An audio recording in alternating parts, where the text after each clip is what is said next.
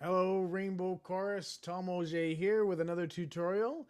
In this one, we're going to look at the notes on the staff, how to find your vocal range, soprano, alto, tenor, bass, and what those notes might look like on the staff. So let's get started right away. Here's our tutorial staff, if you will, with soprano, alto, tenor, bass, and the piano part, which we'll promptly ignore. So let's start with the soprano. So the soprano has a vocal range that seems to be, for most people, from middle C, which is here, all the way up to like an A6, A5, sorry, or a C6 even. That's very high, so this is pretty comfortable. And this is the sweet spot for a soprano, probably around just that second C. Certainly not my sweet spot. And then some sopranos can go really high, like an A or even higher. Some coloraturas can get even higher than that.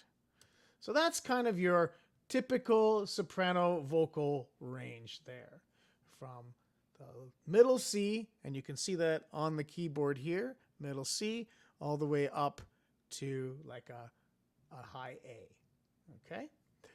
And if you can't hit a high A, it doesn't mean you're not a soprano. It just means maybe you're not a soprano 1, maybe you're a soprano 2.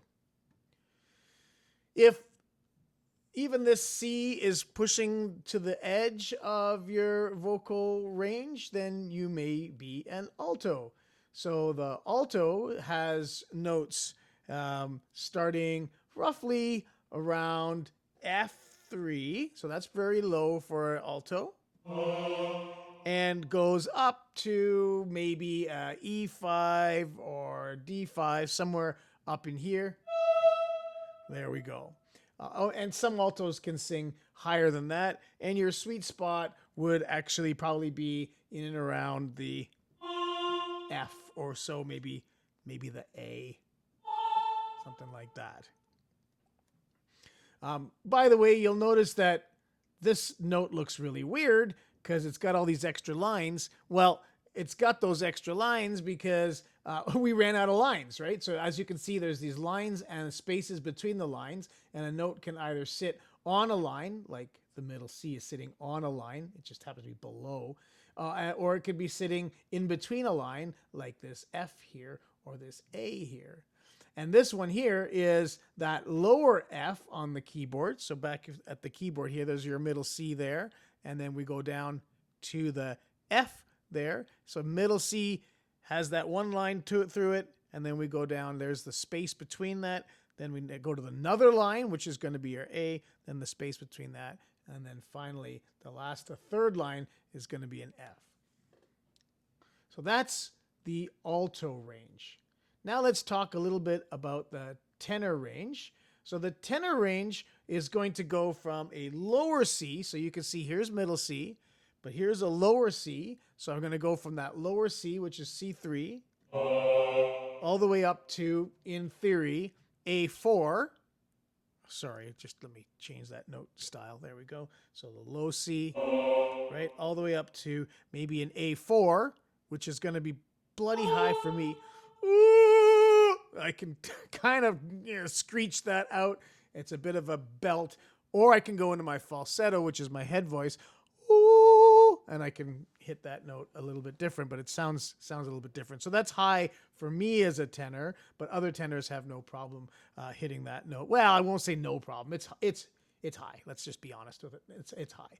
So this one looks kind of interesting because you saw that this looks like middle C, like I did for the sopranos, and yet I played it an octave, which means 8 notes. 1, 2, 3, 4, 5, 6, 7, 8. 8 notes lower on the keyboard. And that's why there's this little 8 here on what's called the treble clef. So this symbol, it helps us identify where the G note is, which is the thing that this curls around. So that's G, and then going down 5 from G is going to be C. But because there's an 8 here, that tells us that tenors actually will sing an octave lower than what's written on the score. Some tenor parts are written in the bass clef, and the tenors would then share the same staff or the same clef as the bass. So let's take a look at the bass clef and let's just see what that range is. First, I'll show you what the tenor range looks like when it's written on the bass clef. So it's the same notes that I played here, but here I'm going to play it in the bass clef, and you'll see that. Aye. There, and there's the A. So you can see that this is why we don't typically write tenor in the bass clef, because there's so many lines to get up to that note, which, as you can see here in the tenor, it's kind of nicely centered. And the sweet spot, of course, for tenors sits around middle C, B, A, depending on your vocal range. For me, it's probably more like an A. So we don't often write the tenor in the bass, but it can be done that way, especially for like church music where we tend to not push our range that far. So in church music, you're, instead of being up here, right, we're going to be more like maximum here or here. Okay, on the keyboard, you can see that. So it's a little bit more manageable, and so we'll see a lot more of this in kind of like that traditional church notation. But let's now talk about the bass.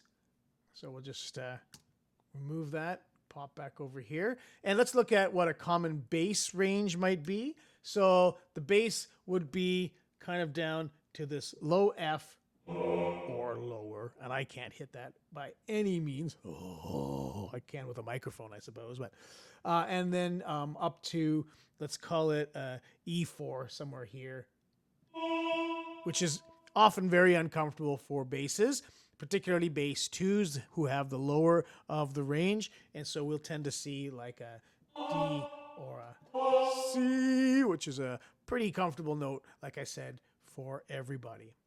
So that's a little bit about the staves.